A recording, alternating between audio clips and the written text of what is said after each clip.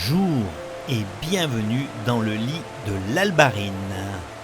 Alors au travers de ces images, je vais vous faire découvrir la faune et la flore qu'il y a dans cette petite rivière.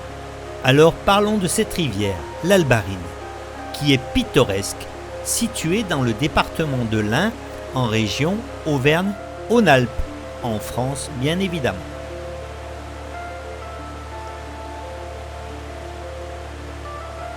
Elle est connue pour ses eaux cristallines et son parcours à travers des paysages variés, allant des plateaux jusqu'aux gorges profondes. Le nom de cette rivière pourrait signifier rivière blanche ou rivière divine, sacrée, dérivant du gaulois albo qui signifie blanc et ono qui signifie cours d'eau. Au fil des siècles, la rivière a été mentionnée sous divers noms, tels que Albarona en 1096 et Albalona en 1236.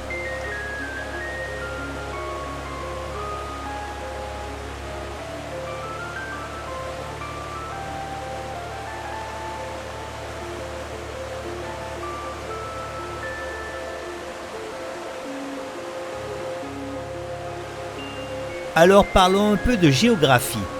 L'Albarine prend sa source à une altitude de 950 mètres dans la commune de Breno, au sein d'un complexe de zones humides.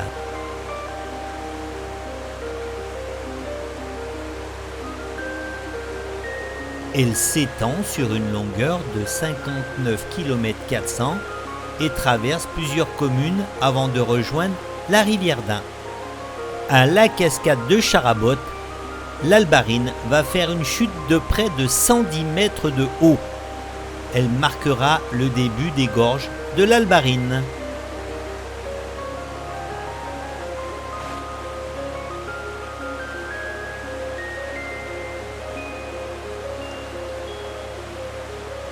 Cette vallée de l'Albarine abrite une biodiversité riche, avec des milieux naturels diversifiés, comprenant des zones humides, des espaces boisés et des pelouses sèches.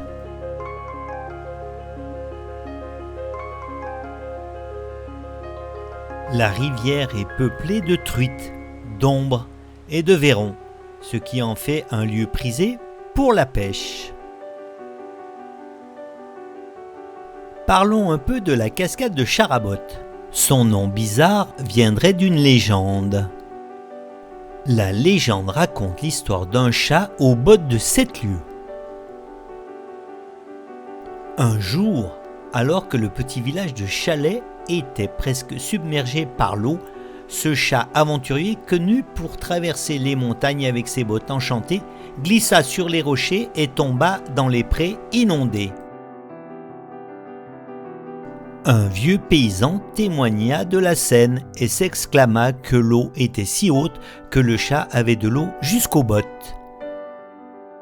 En réponse de l'aide qu'il reçut des villageois pour se relever, le chat promit que chaque fois que la cascade inonderait les prés, il viendrait enlever l'eau avec ses bottes.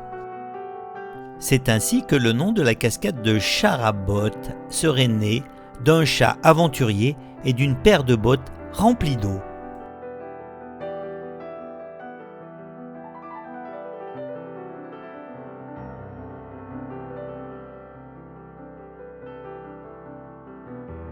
Au lieu dit Torcieux, des travaux significatifs ont été entrepris en 2019 pour améliorer soi-disant l'écosystème de l'Albarine.